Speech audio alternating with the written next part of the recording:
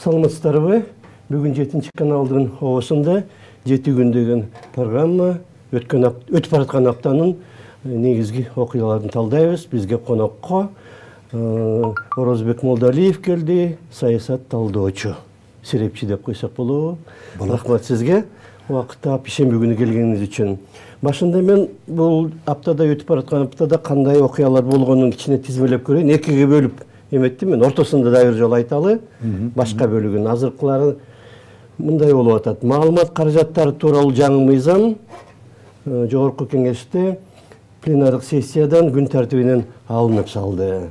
Анын эртеси 7 февралда окшош туталаш келаткан баягы чет өлкөлүк өкүлдөр тууралуу мыйзам дагы талкууланбай калды. Бул мыйзам боюнча АКШнын мамлекеттик катчысы Энтони Блинкен мурда эле кат жазган экен 17 январда. Анан кечээ күнү, жума күнү Садыр Жапаров, президент Жапаров ага жооп кайтарды деп атайын элчини чакырып, ошого бериптир жоопту. Октябрь райондук соту кечээ күнү Клоп Медиа деген коомдук фондду жабуу тууралуу чечим чыгарды. Эми алар шаардык сотко кайрылат болуш керек. Чек ара кызматынын айтымында сержант Жылдыз Хасанакунова деген келин зорлук зомбулук болуп жатат. Караколдогу аскери бөлүктө. Ошол жөнүндө жазып чыкты. Анан ошону президент Садыр Жапаров айтып чыкты. Мынакей ушундай фактылар болуп атты деп айткан үчүн эми сөз эркиндиги мына далил болуп атпайбы, сөз эркиндиги Кыргызстанда бар экендиги тууралуу деп. 7 февралда болсо президент кабар агенттигине маалымат интервью берип, бизде демократия бар, ошол бизди сындап жаткан өлкөлөрдө жок деп билдирди. Андан тышкары мына Кыргызстан жаңы муфтийи шайланды. Базар Коргондун имамы Абдулазиз Закиров шайланды. Жаңы муфтий болуп, гемодиализ менен жашагандардын бөйрөктөрүн алмаштыруу боюнча аракеттер жүрүп жатат. Бардык чыгымды мамлекет өзүнө алам деп жатат деп. Ушул жаңылыктардын бир топтому, бир жарымы. Кандай деп сиздин оюңузча, кандай негизги окуя жанагыл эме боюнча, сөз эркиндиги боюнча кандай деп айтасыз? Сөз эркиндиги боюнча биз эгемендик алгандан берки актуалдуу темалардын бири эле ушул сөз эркиндиги. Бул сөз эркиндиги десе эле Кыргызстанда эле актуалдуу экен деп айтканыбыз туура эмес. Постсоветтик мамлекеттердин бардыгында эле өтө актуалдуу. Биздики ага караганда ситуация жакшыраак болчу бир жылдарда. Ошон үчүн баягы демократиянын аралчасы деген бир эркелеткен ат коюлган болчу аванс менен. Жана батыштын мамлекеттеринде деле бул сөз эркиндигин абдан кылдаттык менен көз салып турушат. Сөз эркиндиги бузулбасын, ага мындай нападкалар болбосун тигиде. Бирок аларда традиция болуп, эл ага көнүп калган. Мыйзамдар бар. Мыйзамдар менен регулировать этилет. Бизде болсо сөз эркиндиги дегенди биз а дегенди кандай түшүндүк? Баягы кайра куруу, анан айкындык Горбачев жарыялаган заманда ар ким өзү эмне кааласа ошонун баарын жазып, чыгарып, жарыялагандай түшүнүп калган, ошондой бир калыптанып калды да түшүнүк. Советтер Союзу тоталитардык система бизди жөнүндө сүйлөтпөй жүргөн турбайбы? Каалаганды айта берсе, каалаганды жаза берсе, каалаганды чыгара берсе болот турбайбы деген түшүнүк пайда болуп калган. Ошол жылдарда мамлекеттин коопсуздугуна шек келтире турган, мамлекеттин кээ бир айрым сырлары жарыяланып кеткен ситуациялар болгон ошол кездерде. Ошо 90-жылдарда. Ооба. Анан жана Огонёк деген журналды билесиз. Ал Огонёк өзүнчө эле бир желтый прессанын эмеси болуп калган. Баары эле ошого чыгарышып баланча түгүндөй болгон, тигил чоңдор мындай болгон. Анан бир ылайыксыз сөздөр деле көп жарыяланып кеткен болчу, ошондой болгон заман болгон. Анан эми бул бизде сөз эркиндиги болгондон кийин кандай кылыш керек? Бул мыйзам бар болчу, бирок кийинчерээк баягы клевета дегенди мыйзамдан алып салып, кылмыш эмеден алып салды. Кылмыш кодексинен алып салып, ал клевета этсе деле жоопкерчилик болбой турган болуп калган. Ошого чейин жеткенбиз. Бул мындай кылыш керек да, мыйзам менен жашаганга, мыйзам менен тескегенге үйрөнүшүбүз керек. Мыйзамга баш ийгенге үйрөнүшүбүз керек да. Бул жерде жалаң эле биз сөз эркиндиги десе эле бийликти ойлойбуз да. Калыстык үчүн айтып коюш керек. Журналисттерде деле сөз эркиндигин злоупотреблять эткендер көп эле болчу. Misal үчүн Турдакын Усуалевич биринчилерден болуп соттошуп, макала жазып Асаба газетесине. Анан ошол кездерде ушул процесстер эме козголо баштаган кез болчу. Бул мындай болуп атат да. Заказная статья деген бар. Ал дүйнөлүк барлык мамлекеттерде эле бар. Заказная статьяларды жазып коюп, төлөп коюп, баланчаны очернять этип бер деген. Бирок ошолор мыйзам менен чектелет, аларда деле, батышта деле. Анан биз ошо акырындык менен келатабыз. Анан эми бул бизде кийинки кездерде сөз эркиндиги жок деген эмне себеп болуп атат? Көптөгөн массалык маалымат каражаттары, анан биздер блогерлер деген бар. Анан алар багы кээде ашынып адамдын жекесине шекелтире турган сөздөрдү бийликтеги адамдарга шекелтире турган бул жерде көбүнчө мындай болуп атат да. Өзүнө окуучуларын санын көбөйтүш үчүн увлекаться эткендер да бар. Анткени ал материалдык жактан выгодалары бар, анын подписчиктери көп болсо деген. Ошон менен увлекаться эткендер деле бар. Анан мындай орчунду өтө эле бир мындай оскорблять эткенден алысыраак болуп, сылык кыргыздар негизи мындай сылыксызбы, кыргыздар мынтип коет, жибек менен муустагандай деп коет. Жакшынакай сөз айтып туруп эле сөзгө жыгып койчу кыргыздар. Андайдан алыстап баратпайлыбы?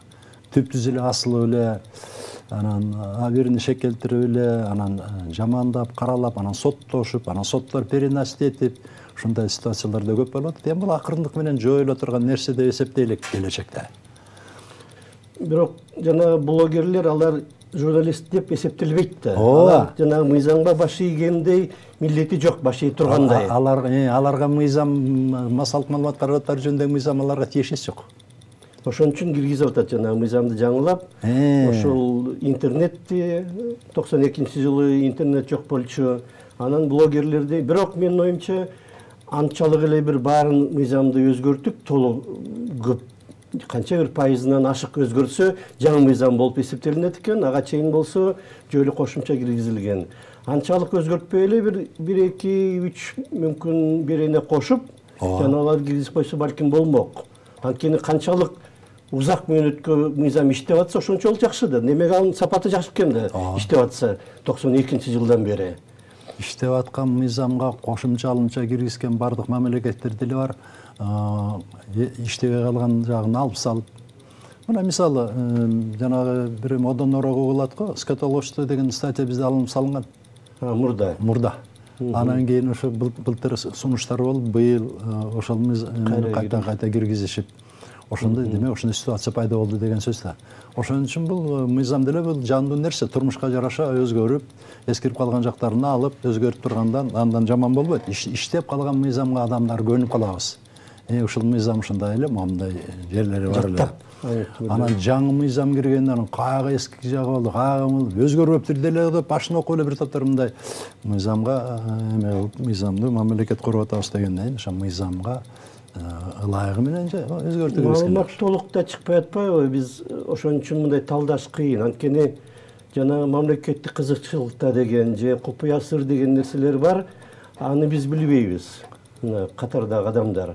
Жанагы өйдө жактагы бийликтегилер же өзгөчө УКМКнын адамдары билиш керек. Анан ошол кызыкчылыкты пайдаланып, бирок айтууга болбойт дегендей кылып, балким ушундай да себептери бар. Бирок аны билбеген соң айтыш кыйын. Бул мисалы үчүн ушул улуттук коопсуздукка тиешеси барбы, жашыруун нерсеси жокпу деп кооптонуш үчүн анын үчүн ага бир допускасы бар киши болуш керек. Анан сиз экөөбүз отуруп алып эле ушул жерден бир кандайча бир жашыруун нерсени айтып коюшубуз мүмкүн эфирге. Анан экинчиден бул абдан туура маселени айтып атасыз. 2010-жылкы окуялардын убагында биз сунуш кылганбыз. Мына керектүү материалдарды берип атасыздар, допуск оформить эткиле. Ушул комиссиянын мүчөлөрүнө деп. Аны мындай кулак салгандар деле болгон жок. Бир топ маалыматтар кетти ошол кезде. Анан эми ал жөнүндө эч ким деле жооп берген деле жок. Бирок мамлекеттин коопсуздугу жөнүндө мыйзамдарды каттык менен караш керек. Муну эми билбеген чиновниктердин өздөрүндө деле бар. Бир жылдарда өкмөттө ушул маселе көтөрүлүп, чиновниктерди чакырып алышып, эме кылып, атайын семинар сыяктуу өткөрүшүп, мамлекетте мындай жашыруун пункттар бар, могул сведениялар айтканга болбойт, могул жерде чектөөлөр бар деген окуулар болчу эле, ал деле токтоп калды кийинки жылдарда. Эки тарап ортосунда бир мындай ишенимдүү диалог болсо, Ооба. бири-бирине сатып кетпей тургандай же бир арамзалык кылбай тургандай абалда алмашып маалымат менен анан мындай кылалы, тигиндей кылалы. Мисалы үчүн мына мен билем, Нью-Йорк Таймс гезити бар эмеспи, атактуу. Алар бир чоң маселе болгондо бийлик менен байланышып айтат экен. Мындай маселе болуп атат. Оңдогула. Минти оңдосо болот, тигинтсе болот деп сунуштарын айтат. Эгерде бир ар кандай маселенин орчундуулугуна жараша, бир жумада дейт же эки жумада же бир айдын ичинде оңдобосоңор, анда биз мунун баарын жарыялайбыз деп айтат экен. Антигилер көрөлү деп анан чын эле оңдосо, оңдоп кетсе, тигилер эч жанагыдай бир чоң чуулганда макала чыгарбайт. Мамлекет үчүн, эл үчүн, коом үчүн пайда болду да. Оңдолду жанагы маселе. Тигилер да жазбай калды, чатак деле чыккан жок ортосунда. И ошол эле мезгилде ар ким өзүнүн эмесин сактап калды. Өкмөт дагы, тиги нааразы тараптагы, ал иш оңдолуп кетти. Жакшы болду. Бул ушул жакшы үйрөнө турган, кол кала турган практикалар. Эми бизде бир маселе бар да. Советтер Союзунда эмне үчүн цензура болгон деген маселе бар. Советтер Союзунун убагында айтпай турган маселелер көп болгон. Главлиттин цензорлору отурчу облустарга чейин. Массалык маалымат каражаттарына бир жашыруун маалыматтар чыгып кетпесин. Алардын негизги максаты ошо болчу. Анан мамлекеттин саясатына туура эмес иштер болуп кетпесин деген попутно эмелери бар болчу. Анан алар жоюлгандан кийин эле жанагы биз айткандай каалагандай жаза берсе болот экен, демократия болду деп. Эми бул коом өзгөргөндө мындай кубулуштар болот. Мына мисалы үчүн Советтер Союзу кулагандан кийин эмне үчүн кылмыштуулук резко көбөйүп кетти? Ошол кезде бир таанышым айтат, азыр эмне демократияда каалаганды кылып, каалаганды жасасак болуп калбадыбы деп, мыйзамга баш ийбей жашаса боло турбайбы деген түшүнүктөр пайда болгон. Демократия деген бул биринчи ирет мыйзамдуулук экенин ал кезде түшүнгөн эмеспиз коомчулук деле. Бул демократия, эркиндик деген жакшы нерсе болот турбайбы? Оюна келгенди кыла берет турбайлы деген ушундай туура эмес түшүнүктөр болгон. Азыр ошондой түшүнүктөгү адамдар деле бар азыр деле арабызда. Демократияда жашап атабыз деп бир нерсе десеңиз. Анан акча көп нерсени чечип калбадыбы? Акча үчүн жанагы окуучулары көбүрөөк болсун үчүн акча талат да, жана рекламанын баасы да көтөрүлөт, алар жарыялаганда. Бирок эки жакта тең ойлоно турган нерсе бар, туурабы? Мындай бир мунасат таап, жалпы кызыкчылык үчүн коом дагы пайда тапкандай кылып, бийлик дагы жалпы элге пайдалуу болгондой бир диалог кылып, кеңешип чечсе маселени. Бул абдан жакшы маселени козгоп атасыз, жана реклама боюнча.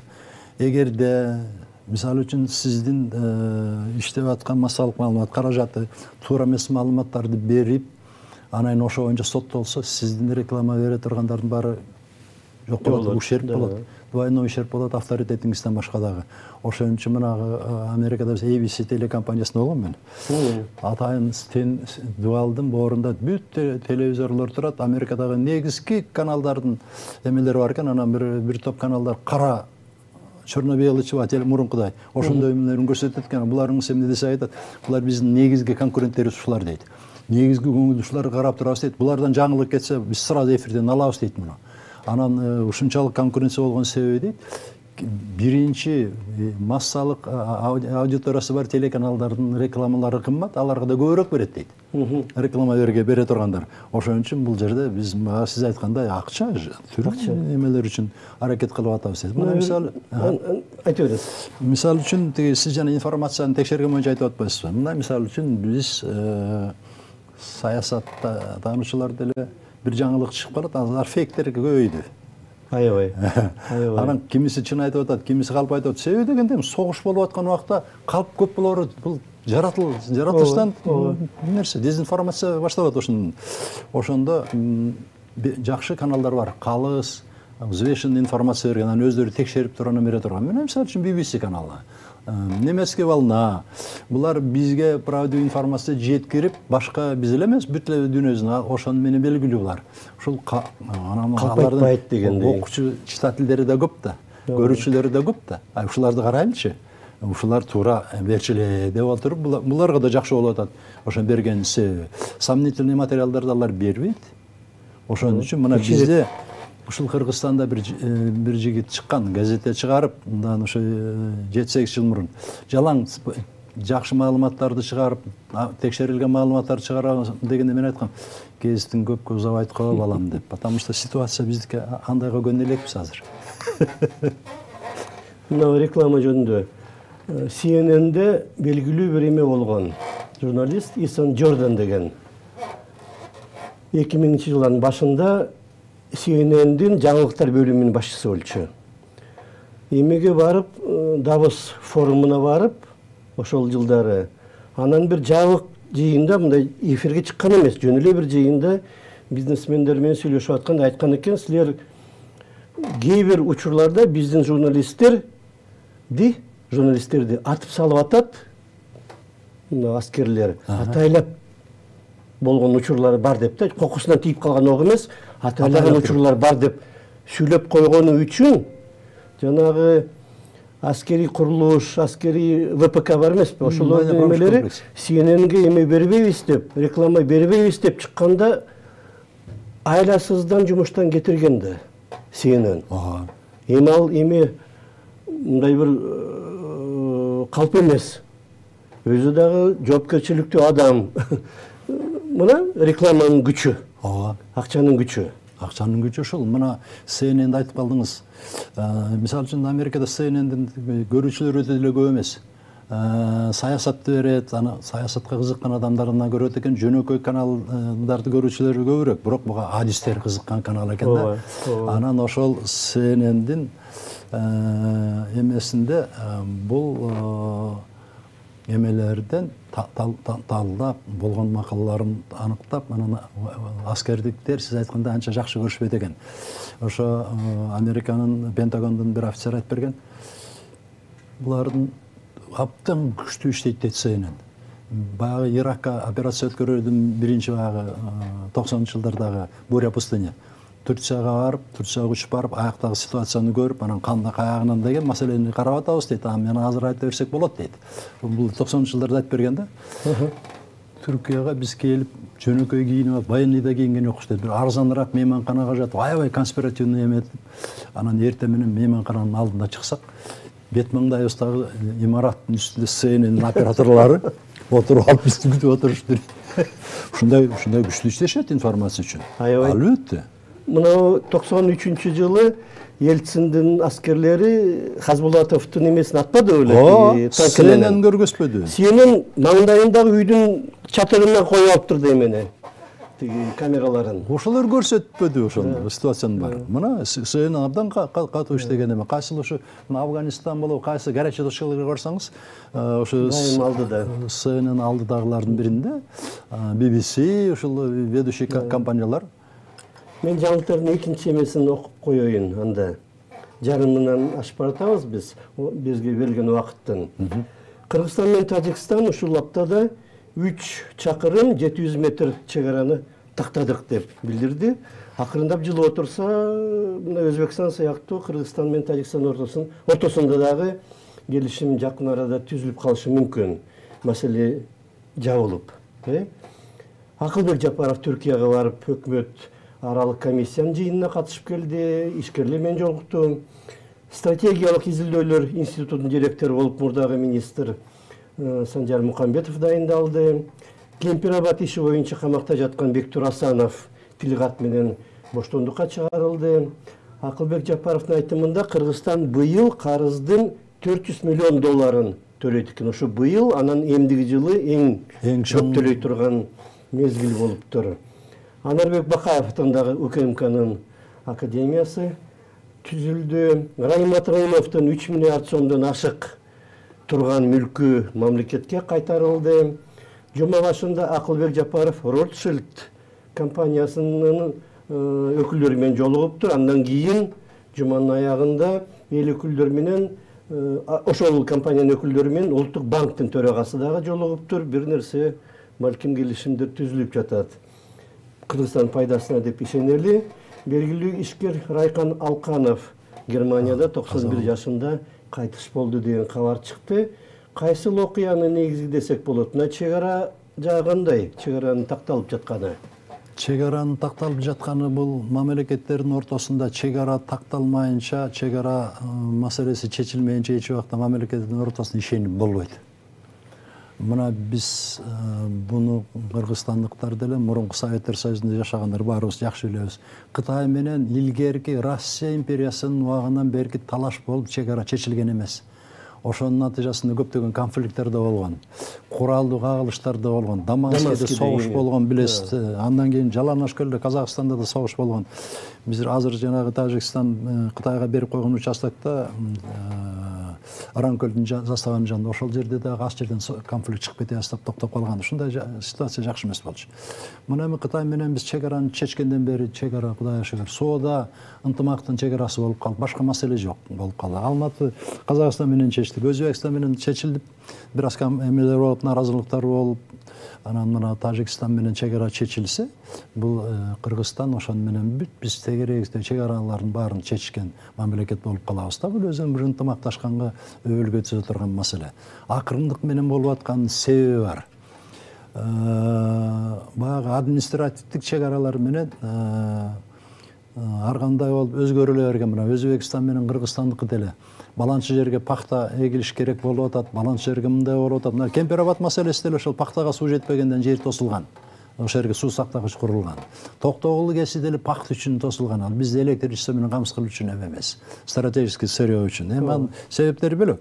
Бирок ошол кезде бул жер баланчага берилсин, бул тияка берилсин деген убактылуу чечимдер менен жер бир мамлекеттен, бир республикадан бир республика. Ал кезде бир союздун убагында болчу, анча мааниси деле жок болчу.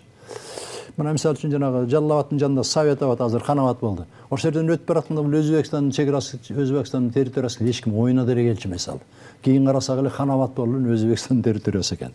Ошон үчүн бул маселелерге эки тараптын уступать эткиси келбейт. Жер, суу бардык мамлекеттерде эле талаш болот. Ошон үчүн мына Казакстанды карагыла, аябай чоң территориясы, Орто Азиядагы чоң мамлекет, биздин жана бир 500 метрлик жерибизди дагы алып, Көксайбы, Аксайбы жана таластагы. Жок, бул жердегини эле карабайсызбы? Жана объездной жолдогу. Жолдун боюндагы. Эми ошону чынын айтканда ушул жерди Кыргызстанга берип коелучу дей турган эле жер эми чынын айтыш керек. Мейли эми болор болду, эми келечектин жумушу ал. Ошон үчүн мына Тажикстан менен чек ара чечилип, акырындык менен жылып, улам макулдашылып аткан бул жакшы нерсе. Садыр Жапаров ушул быйыл жазында чечилип калат деп былтыр айткан, эмки жылы жазында маселе чечилип калар деп. Маселе чечилсе, тажиктерге да жакшы болот. Бизге да жакшы болот, ишенимдүү, жакшы чек ара болот. Себеби дегенде биз тажиктер менен биздин Баткен облусу бар илгертен жакын болуп катнашып, ошентип жүргөн элдерденбиз. Баарыбыз эле Өзбекстан менен деле мына чек ара визовый режим киргенде бир топ кыйналган, бирок да жакшы болду. Баланча суткага чейин, 5 суткага чейин кирип чыккан уруксат деген эме кабыл алынып калып, ошон көп эмелер эме болгон жок. Ошон үчүн бул жакшы чек ара маселеси чечилсе, бул жакшы чоң жетишкендик болот. Ишенимге эме бере турган болот. Маданияттын дагы эмеси, мааниси зор да. Мисалы үчүн мына эми ал мамлекеттик чек ара, а биз мына Бишкек шаарын алып көрөлү. Бир көчөнүн бияк өйүзү Свердлов району, тиягы өйүзү эме деп коелу, Первомай району. Баары бири менен катташып эле, тигил бияка келет, бияка барат, бул тияка барат, бирок налогду төлөгөндө, салык төлөгөндө тигил биринчи май районун төлөйт, бул тияка төлөйт, башка районго төлөйт. Жанагыл жердегинде эле ошентип койсо болот эле да, баары эле чогуу жашайт, баары бир дүкөндөн тамак алат, эмне кылат. Анын налогду гана жарандыгы башка мамлекеттикке, а бирок жанагы Европада ошондой да. Кээ бир шаарлардын ортосунан өтөт чек ара. Кээ бир сүрөттөр чыгат, кээде ресторанда отурат, ресторанын ортосунда эме полдо чийилип койгон. Бул башка мамлекет. Бул Бельгияныкы, бул Нидерланды деп. Эгерде маданият жогору болсо, эч ким мыйзам бузбаса, жанагыдай контрабанда аткезчилик болбосо, ошентип эле жашаса болот эле да. Албетте. Тигилердин аймак аркылуу бирөө машина өтүп баратса, таш менен урат экен, терезесин сындырып. Кереги эмне, кимге пайда андан? баягы андай бир чуу чыгарууунун. Бирок маданиятыбыз ушундай экен, тигил жактан дагы дайым атышуулар болуп, согуш да болуп кетпеди. Согуш болуп кетти, 2 жолу согуш болду. Эми Кудай сактасын, кайта ошол чек ара маселесин чечмейинче кийин андай конфликт болбойт деп эч ким айта албайт. Анан мына ошо Кытай мамлекети инициатива кылып жакшы чечилди. Азыр мына ШОС деген жакшынакай уюм пайда болду мурунку мамлекеттердин ортосунда. Биз эмес азыр Иран, Индия, Пакистан баары кошулуп чоң эл аралык авторитеттүү уюмдун бири болуп калды. Ошого мүчө болсок деген мамлекеттер көп болуп атат азыр деле. Бул жакшы, мына ынтымакта болгон жакшы, ар жагы жакшы эле болот. Ушинтип эле. Жанагыдай бир аң сезим жогору болуп, жанагы экономикалык абал дагы жакшы болсо, эч ким деле жанагынтип бири-бирине касташпайт эле да. Бирок жанагыдай маданият жагы, тарыхтан дагы келтирет экен жөө кылып, мисалы үчүн силер Енисейден көчүп келгенсиңер дегендей кылып, биз дайым бияк жашаганбыз дегендей кылып. Андайлар бар. Эметип отуруп, казып отурса, аябай чаташкан нерсе чыгышы мүмкүн да. Сиз экөөбүз бул жөнүндө бир дагы сүйлөшкөнбүз. Муну негиздеп жазган окумуштуулар да бар. Баланча жерге чейин бул биздин жерибиз болчу деп, Тажикстандын айрым тарыхчылары кавычках. Анан эми баягы ар ким тарых деген мындай нерсе. Бул жазма тарых жазылып калган тарыхты деле өзгөрткөндөр көп болуп атпайбы? Мына жазысы бар элдерде деле. Бул ошон үчүн бир баягы тамашалап айткандар бар эмеспи? Биздин мамлекеттин тарыхы непредсказуемый деген мамлекеттер бар. Кийин өзгөрүп кетиши мүмкүн деген. Анан биздин тарыхта деле азыр талаш тартыштар көп болуп атат. Жазылып калбагандай. Анан биз баягы Санжыра деген эми элдин оосуна Санжыра деле ар кандай айтыла берет. Анан ошон үчүн бул биздин чөлкөмдө деле бир замандарда башкалар караган заман болгон, бир замандарда кыргыздар ээлеген жерлери болгон. Ошентип отуруп көчмөн замандарда монголдор деле азыр претензия кылса болобу? Биз ушу баланча 300 жыл ушул жерди биз ээледик эле деп. Түрктөр деле көп территорияларга претензия кылса болот. Осман империясын биз башкарганбыз баланча болуп деп. Ал тарыхта ошондой болгон замандар болгон да. Азыр Палестина деле ошондой болгон да. Ооба. Бирок Палестинада татаал аябай чаташкан, анткени Бириккен Улуттардын чечимин арабтар эңгиче тааный электе. Жөөттөр таанып, мамлекетти куруп алды. Анан биздин жерди алып алдыңар деп тигилер улам жаңы чатак чыгып атат. Убактыбыз аяктап баратат. Кыска бир мүнөттүк бир нерсе айта аламын десеңиз, же болбосо бүтүрсөк болот. Бир айта турган нерсе бул эң маселени чечилиш үчүн адилеттүүлүк керек. Адилеттүүлүк мыйзам менен гана орнойт. Мыйзам, адилеттүү мыйзамды жазыш үчүн интеллектуал парламент керек. Анан туура эмес мыйзам жазылып калса, мыйзам адилеттүүлүк алып келе албайт. Жана биз ошол укук бузулуп атат, массалык маалымат каражаттар, анан чет тилдеги өкүлүнүн тиги дегендерди өзүбүздүн эле интеллектуалдар жазып эле жакшынакай кылып бул өзүбүз үчүн шартыбызга карап жазышыбыз керек. Бизде көбүнчө мыйзамдарды башка мамлекеттердикин алып, анан көчүрүп, ал бизге ылайык келбейт. Ядролук куралы бар мамлекеттердин мыйзамы менен биздин мыйзам шартыбыз бөлөк болот. Биз деген 7 миллионго жаңы эле жеттик. Бул жагынан деле биздин шарттар бөлөк, элибиздин менталитети деле бөлөк. Биздин жакшы жактарыбыз көп элибиздин. Ошон үчүн ошону бул адилеттүүлүк, билимдүүлүк болсо адилеттүүлүк болот. Рахмат сизге. Бизде конокто саясат талдоочу Орозбек Молдалиев болду. Биз өтүп бараткан аптадагы негизги окуялар жөнүндө сөз кылдык. Рахмат сизге. Рахмат сизге. Саламат болуңуздар.